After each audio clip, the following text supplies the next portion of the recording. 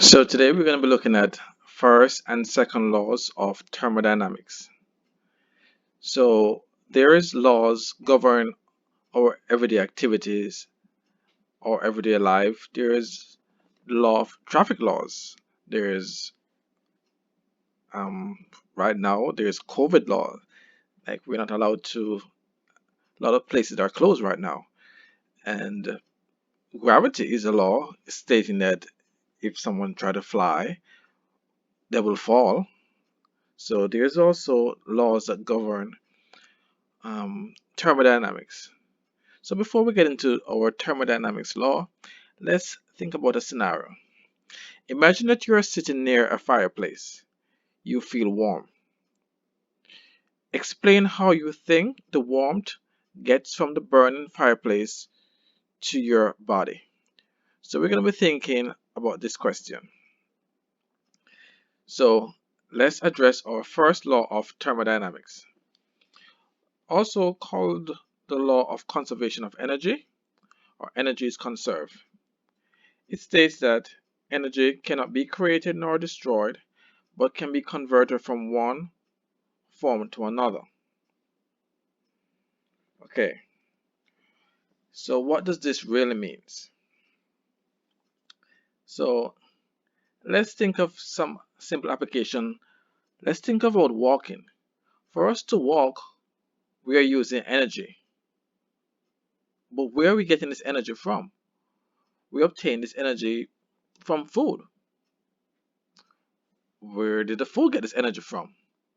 The food source got the energy. If it was a plant, it would come straight from the sun.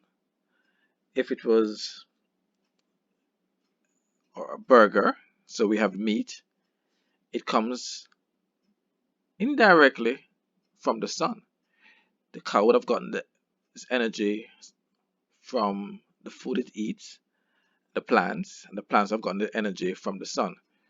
So in this case, our primary energy source is the sun. Okay, let's talk about us using a computer. We're working with a computer right now. Where is the energy coming from to operate this computer? We could be saying we plug the computer directly into the socket. So where is this energy coming from? This electrical energy is coming from, if we were to trace back, we would get a power source, maybe a hydraulic source, maybe a solar source, but it would have some movement if it's a hydraulic, some movement and converted to a generator, which converted to electrical energy. And even if we are using a battery, the battery got its energy from chemical reactions converting to electrical energy. So the bottom line is wherever we are seeing energy is coming from somewhere. So energy cannot be created nor destroyed, but can be converted from one form to another. Okay, so the second law of thermodynamics. Thermal energy cannot spontaneously be transferred from a cold object to a hot object. And of course, the operative word is spontaneously. So we can actually transfer from a cold to a hot, but that would require additional energy, like we use a refrigerator or a freezer. So here we'd have to use an external energy source to create a non-spontaneous reaction. But normally, the second law of thermodynamics states that thermal energy, that's heat energy, cannot be spontaneously transferred from a cold object to an hot object, which means it can only go from a hot object to a cold object. Here we have two objects, a hot object here and a cold object. They're not touching each other, they are separate. So we have our molecules moving, and we also have our molecules moving in the cold object. Of course, they're not going to be moving at the same rate because from previous lessons we probably have done, you would have known that the hot object would have a greater kinetic energy. So the molecules or the particles present will be moving faster here. So if we were to put these two objects close together so that they now touch, if they're now touching, we're going to have the thermal energy, we're going to have heat energy transferring from the hot to the cold. That is how energy transferred according to our second law of thermodynamics. We do not have this motion. This is incorrect. We don't have heat moving from cold to hot. This is wrong. We have heat energy moving from hot to cold. That is how it's done. All right. So this will continue until we have the same temperature. And at this state, we have arrived at what is known as thermal equilibrium. So when there is no difference in temperature between two objects, the heat transfer stops. Right? And now we are said to be at thermal equilibrium. So here, according to the second law of thermodynamics,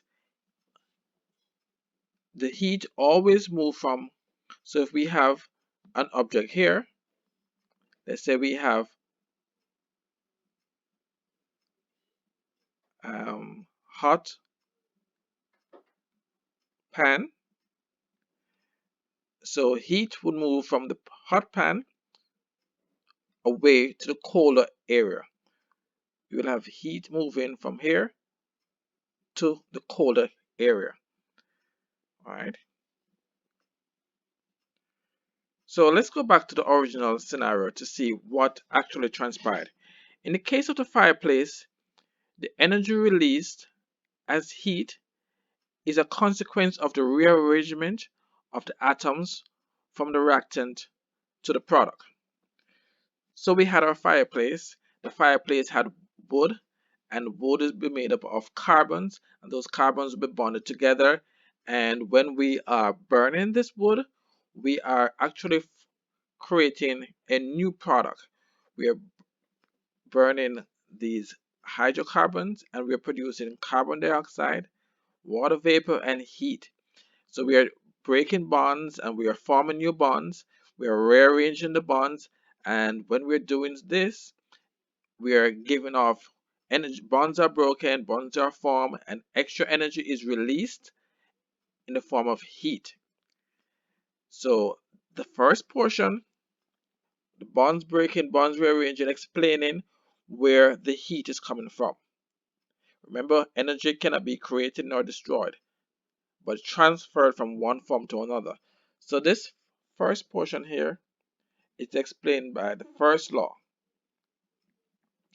Now, the second, the energy from the fireplace disperses and spread out from its source and heat us up so we feel warmer. So we can use the second law to explain why when we're sitting near the fireplace we feel warmer, because the heat energy is going to move from the hotter source. Hopefully the fireplace is much hotter than us, so heat will be moving from the fireplace to us.